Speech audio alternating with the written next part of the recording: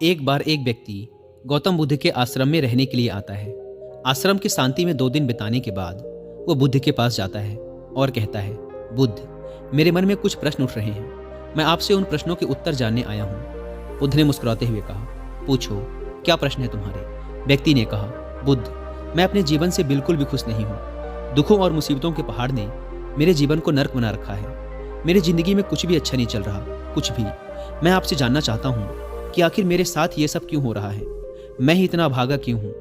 बुद्ध ने कहा, सबसे पहले तो तुम ये बताओ कि तुम्हारे इस दुख का कारण क्या है? वो कौन सी चीजें हैं जिसने तुम्हें इतना व्याकुल और चिंतित कर रखा है? बुद्ध के प्रश्न के बारे में थोड़ी देर तक सोचने के बाद व्यक्ति ने कहा, बुद्ध, ये कैसा बेतुका सवाल है? मैंने आपसे प्रश्न किया और आप उत्तर देने के बजाय मुझे इसे वापस प्रश्न कर रहे हैं। व्यक्ति की बात सुनकर बुद्ध मुस्कुराए और बोले, दुख तुम्हारा है तो इसका कारण भी तुम्हें ही पता होना चाहिए। अगर तुम्हारे दुख का कारण तुम्हें ही नहीं पता तो फिर तुम मुझसे कैसे उम्मीद कर सकते हो कि मुझे तुम्हारे दुख का कारण पता होगा? व्यक्ति ने कहा, बुद्ध, लेकिन लोग तो कहते हैं कि आप भगवान हैं, आप सब कुछ जानते हैं, आप लोगों के मन को पढ़ लेते हैं, फिर आपको मेरे दुख का कारण तो पता ही होगा। बुद्ध हल्के से मुस्कुराए और फिर गंभीर आवाज में बोले, यही तो तुम सबसे बड़ी गलती कर रहे हो। तुम सोच रहे हो कि कोई और आएगा और तुम्हारी सारी समस्याओं से तुम्हें छुटकारा दिला देगा, लेकिन ऐसा कभी नहीं होने वाला। अगर तुम्हारी परेशानियों से तुम्हें कोई छुटकारा दिला सकता है तो वो तुम खुद हो। तुम्हें लगता है कि मैं बुद्धत्व को प्राप्त हो चुका हूँ तो मैं तुम्हारी समस्याओं को खत्म कर सकता हूँ। नहीं, मैं भी तुम्हारी ही तरह हूँ। बस फर्क ये है कि अब मेरे अंदर कोई उलझन शेष नहीं रह गई, सब कुछ स्पष्ट हो चुका है। और जिस दिन तुम्हारे अंदर की भी सारी उलझनें समाप्त हो जाएंगी, उस दिन से तुम्हें भी अपनी समस्याओं के समाधान के लिए किसी बुद्ध के पास जाने की जरूरत नहीं पड़ेगी। बुद्ध ने व्यक्ति से पूछा, क्या तुमने कभी किसी पुष्प को ध्यान से देखा है? यह सुन व्यक्ति आश्चर्यचकित होकर बोला, बुद्ध, पुष्प तो एक बहुत ही साधारण सी चीज है, उसे तो सभी ने देखा है। बुद्ध ने कहा, पुष्प भोर सवेरे के अंधकार में बस एक कली होता है। दिन के उजाले में खिलकर एक पुष्प बनता है और शाम होते होते मुरझाकर गिर जाता है। अगर पुष्प सिर्फ इस बात की चिंता करता रहे कि शाम तक तो उसे मुरझाकर गिर ही जाना है, तो वो कभी भी खिल नहीं पाएगा। इसी प्रकार अगर तुम हर समय सिर्फ अपने दुखों के बारे में ही सोचते रहोगे तो तुम कभी भी खुश नहीं हो पाओगे। अगर तुम थोड़ा ध्यान से देखो तो तुम पाओगे कि अब भी तुम्हारे जीवन में ऐसी बहुत सी चीजें हैं जिनके लिए तुम अभी खुश हो सकते हो, जिनके बारे में सोचकर तुम मुस्कुरा सकते हो, अंदर से खुश हो सकते हो। तो मैं तुमसे कहना चाहता हूँ कि तुम अपने जीवन की कमियों की बजाय अपने जीवन की इन अच्छाइयों पर ध्यान दो। अगर तुम्हें अपने जीवन में खुशी चाहिए तो तुम्हें इस शाश्वत नियम का पालन करना ही पड़ेगा।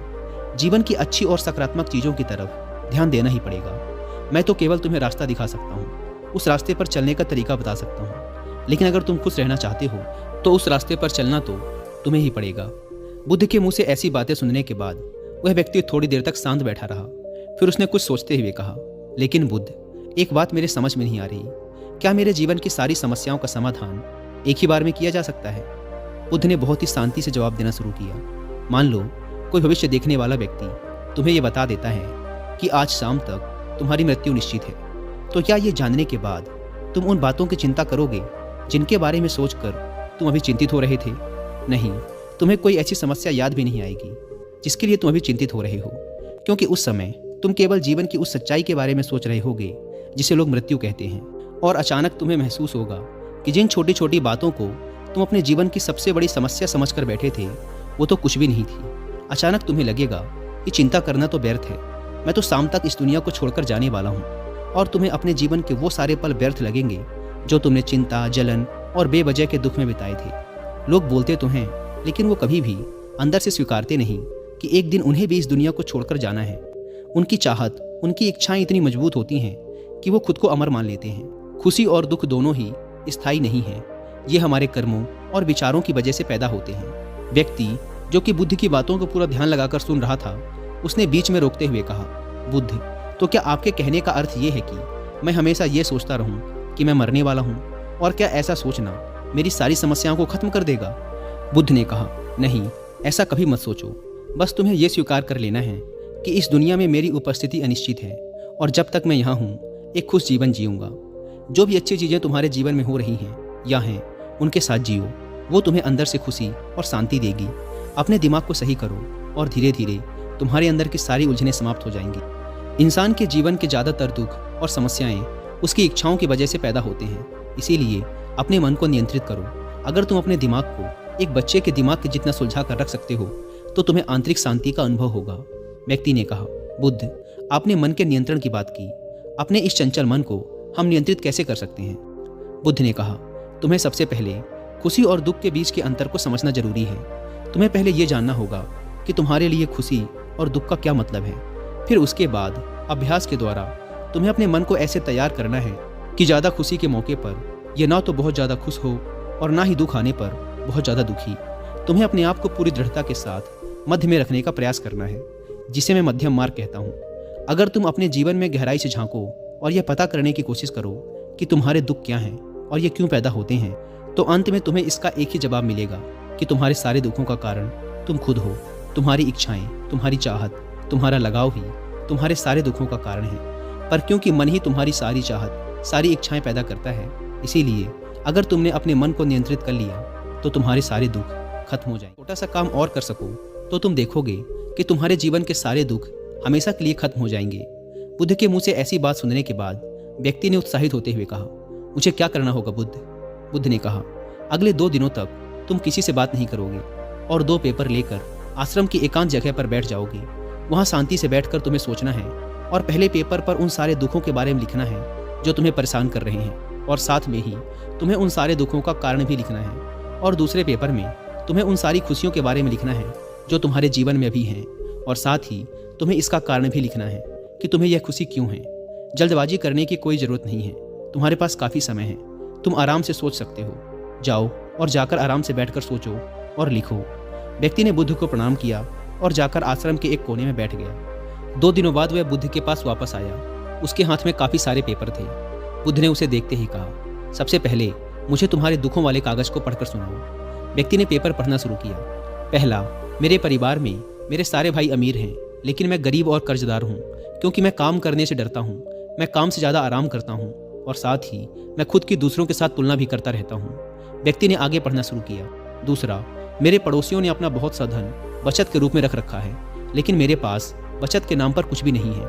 इसका सबसे पहला कारण यह है कि मैं बहुत ही कम काम करता हूँ, जिसकी वजह से मैं बहुत थोड़ा ही कमा पाता हूँ, लेकिन मैं खर्च बहुत ज़्यादा करता हूँ अपनी गलत संगति की वजह से, जिसका परिणाम ये है कि आज मेरे पास बचत के नाम पे कुछ भी नहीं है। तीसरा, मेरी पत्नी बहुत लंबे समय से बीमार है और इसकी इस बीमारी का कारण मैं खुद हूँ, क्योंकि अपनी लापरवाही की वजह से मैं उसे कभी भी किसी वैद्य के पास नहीं ले गया। मैंने उसे किस्मत के भरोसे छोड़ दिया। लेकिन सच्चाई तो ये है कि कहीं ना कहीं मेरे अंदर यह चाहत थी कि अगर मेरी पत्नी की इस बीमारी की वजह से मौत हो जाती है तो मैं किसी दूसरी सुंदर स्त्री से विवाह कर लूँगा। चौथा, मैं अपने मन में मुफ्त का धन पाने के बहुत से ख्याली पुलाव और योजनाएं बनाता रहता हूँ, लेकिन जब वह योजनाएं पूरी नहीं होती तो मैं दुख और चिंताओं के सागर में डूब जाता हूँ, और फिर मैं अपने इस दुख और चिंता से बाहर आने के लिए हर रोज़ मदिरा का सेवन करता हूँ, और अपनी इस आदत का जिम्मेदार भी मैं खुद ही हूँ। हालांकि मैं जानता हूँ कि मेरे पास हर रोज़ मदिरा का सेवन करने के लिए पर्याप्त धन नहीं है, लेकिन मैं फिर भी ऐसा करता हूँ। हालांकि मैं मदिरा और धूम्रपान के सेवन के बिना भी अपना दिन खुशी खुशी जी सकता हूँ, लेकिन मैं फिर भी ऐसा करने के लिए बहाने ढूंढता रहता हूँ। हे बुद्ध, ये चारों मेरे सबसे बड़े दुख हैं, और बहुत गहराई से सोचने के बाद मैंने पाया कि कहीं ना कहीं अपने इन चारों दुखों का कारण मेरे द्वारा किए गए कर्म और मेरे विचार ही हैं। यह सुनने के बाद बुद्ध मुस्कुराए और बोले, अच्छा, अब तो मुझे अपना खुशियों वाला कागज़ पढ़कर सुनाओ। इस बार व्यक्ति ने बहुत ही उत्साहित होकर पढ़ना शुरू किया। पिछले 2 दिनों के दौरान मैंने जो भी जाना और अनुभव किया वह मैंने अब तक की अपनी पूरी ज़िंदगी में कभी नहीं किया था। पिछले 2 दिनों के दौरान मैंने यह महसूस किया कि मेरे अंदर असीम शांति और आनंद का सागर भरा पड़ा है, और मैं अपने इस अनुभव को पाकर बहुत प्रसन्न हूँ। मेरी खुशी के कारणों की सूची बहुत लंबी है, जिसे पढ़कर आपको सुनाने में बहुत लंबा समय लग जाएगा। व्यक्ति के मुंह से ऐसी बातें सुनने के बाद बुद्ध मुस्कुराए और बोले, सिर्फ तुम्हारे लिए ही नहीं बल्कि हम सब के लिए भी कारण एक समान ही होते हैं। वो तो इंसान अपनी अज्ञानतावश अपना बहुत सा समय बर्बाद कर देता है अपने दुख के कारणों का पता लगाने में। यहाँ तक कि हमारा जीवन तो खुशी, शांति और आनंद को इकट्ठा करने की एक तिजोरी है। बुद्ध ने व्यक्ति से कहा, तुम्हें अपनी खुशी के सारे कारणों को बताने की जरूरत नहीं है, तुम सिर्फ उसमें से कुछ को पढ़कर मुझे सुना सकते हो। व्यक्ति ने एक बड़ी मुस्कान के साथ पढ़ना शुरू किया। पहली खुशी इस बात की है कि मैं अभी जीवित हूँ और इस दुनिया में जी रहा हूँ। मैं स्वस्थ और मजबूत हूँ। मेरे माता पिता हैं, एक पत्नी है और 2 बच्चे हैं। इस दुनिया के दूसरे खुशनसीब व्यक्तियों की तरह ही मेरे पास भी बहुत से अनमोल खजाने हैं, जैसे कि मेरे माता पिता का मेरे प्रति स्नेह, मेरे पत्नी का प्रेम, मेरे बच्चों का लाड़ प्यार और एक पिता बनने की खुशी। मेरी खुशी का अगला कारण ये है कि मैं काम कर सकता हूँ, क्योंकि मैं स्वस्थ और तन मन से मजबूत हूँ। मैं कोई भी अच्छा काम सीख कर अपनी आमदनी को बढ़ा सकता हूँ और अपने परिवार की सभी ज़रूरतों को खुशी खुशी पूरा कर सकता हूँ। मैं खुश हूँ क्योंकि मैं एक खुशहाल परिवार बना सकता हूँ, बिना खुद की अपने पड़ोसियों और अपने भाइयों से तुलना करे। और आपकी कृपा से मेरे अंदर जिस मानवता ने जन्म लिया है, उसकी सहायता से मैं अपनी सारी बुरी आदतें छोड़कर एक खुशहाल और आनंदित जीवन जी सकता हूँ। और सबसे बड़ी खुशी और सौभाग्य की बात मेरे लिए ये है कि मैंने महान गौतम बुद्ध के चरणों में अपने लिए जगह पाली है। और आपकी कृपा से मैं जब तक इस संसार में रहूँगा, इस सत्य को याद रखूँगा कि हमारी इच्छाएं और लगाव ही सभी दुखों का कारण है, और साथ ही खुद के मन पर नियंत्रण हासिल करने व खुद को जानने का पूरा प्रयास करता रहूँगा। बुद्ध ने कहा, आज तुम्हारा एक नया जन्म हुआ है। अब तुम अपने परिवार के पास वापस जाओ और स्थिर बुद्धि व आंतरिक शांति के साथ इस जीवन को जियो। और आज के बाद जब भी तुम्हारे जीवन में तुम्हारी परेशानियों से उपजा दुख तुम्हें घेरने की कोशिश करे, तो खुद से कहना कि जीवन बहुत छोटा है और मैं इस जीवन में अपनी चिंताओं और दुख का गुलाम बनने नहीं आया हूँ। शांति से बैठकर अपने उस दुख का कारण जानने की कोशिश करना और मिलते ही उसे नष्ट कर देना, और केवल तभी तुम अपनी आंतरिक शांति और कभी न खत्म होने वाले आनंद को प्राप्त कर सकते हो। दोस्तों, उम्मीद करता हूँ कि आपको वीडियो पसंद आई हो।